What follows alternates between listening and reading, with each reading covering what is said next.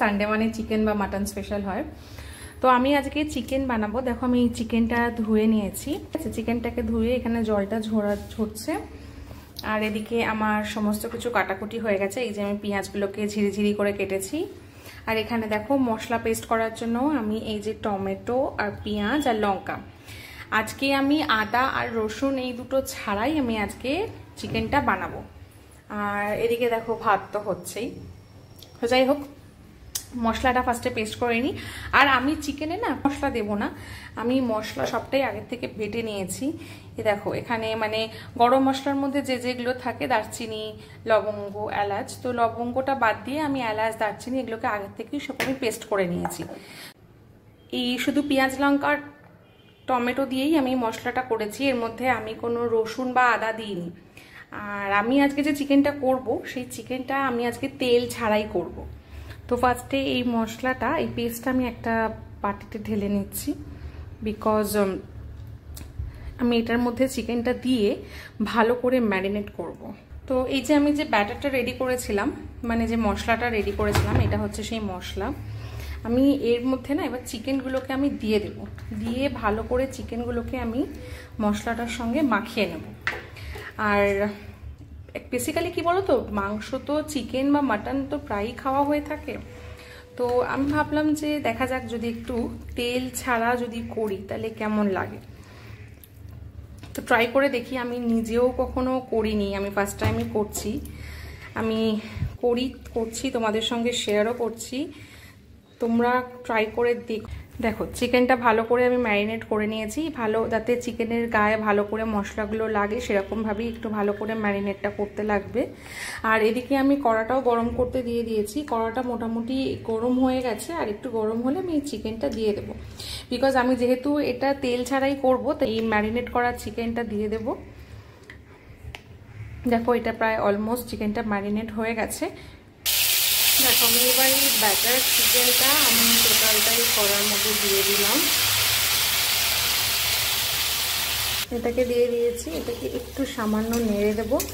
আর গ্যাসের ফ্লেমটাকে না তোমরা একদম লোই রাখবে। দেখো আমি মশলাগুলো দিয়ে এটার মধ্যে দিয়েছি, ফ্লেমটাকে একদম লোতে রাখবে, নয়তো কি হবে, এটাতে যেহেতু তেলটা নেই এটা লেগে যাওয়ার চান্স থাকতে পারে। যদিও বা এটাতে টমেটো পেস্ট করে ভালো করে দিয়েছি, হয়তো প্রথমে লাগবে না, তাও এটাকে তো ভালো করে কষাতে লাগবে, যেহেতু তেল ছাড়া, তাই জন্য একদম ধিম আঁচে করলে এটা ভালো হয়। পেঁয়াজটা আমি কেটে রেখেছি, এটা আমি কি করব ভিডিওটা দেখো, আমি লাস্ট পর্যন্ত দেখাবো। থেকে আস্তে আস্তে জল ছাড়া শুরুও হয়ে গেছে। এবার এর মধ্যে না একটু নুন দিতে লাগবে।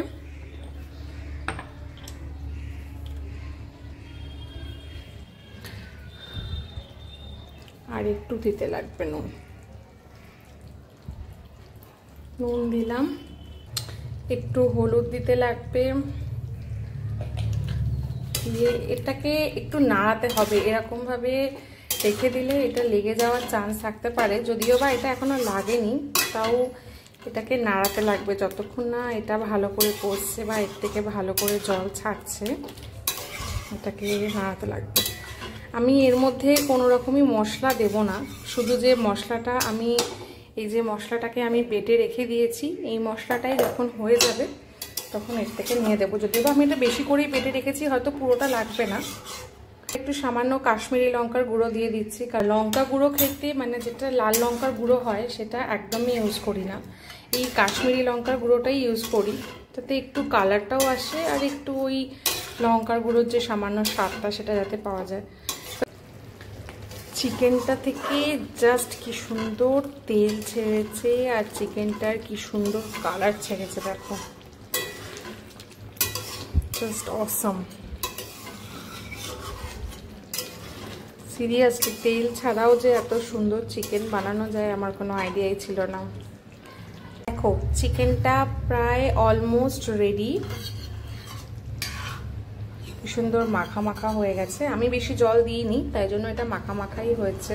চিকেনটা জাস্ট কি সুন্দর কালার এসেছে, দেখো কি দারুণ চিকেনটাতে কালার এসেছে।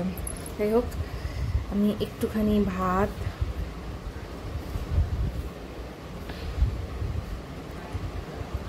চিকেনটা খুব সুন্দরভাবে বয়েলও হয়েছে।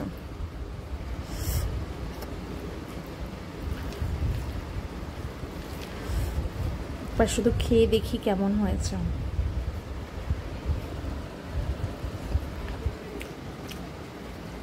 তো সুন্দরভাবে বয়েল হয়েছে দেখো।